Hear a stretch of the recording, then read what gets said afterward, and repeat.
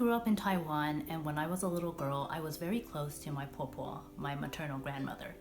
And when I was 5, I moved from Taiwan to the United States, and my popo stayed behind, so we kept in touch through long distance phone calls and yearly visits.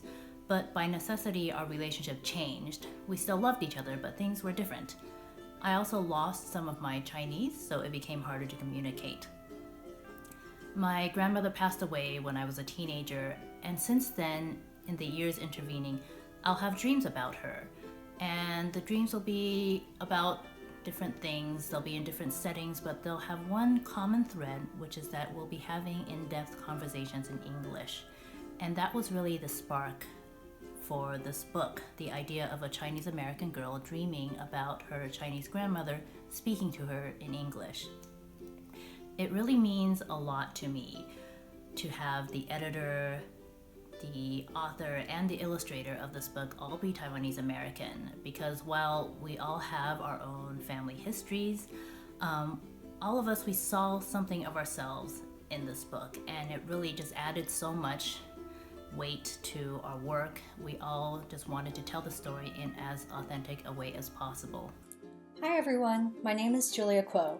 I'm the illustrator behind I Dream of Popo, and I wanted to say thank you for reading. This book is very dear to me because I'm Taiwanese American and have spent a lot of time in Taiwan even as an adult. Many of the scenes in this book reflect my own experiences.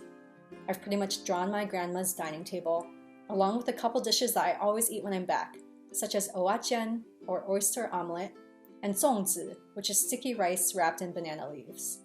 Like the little girl in this story, every time I go back to Taiwan, things look a little different. If you compare the two airport scenes, you'll see there are some new buildings that appear when she returns. And like the little girl in this story, each time I leave Taiwan, I hug my family goodbye and keep in touch with them using video chat.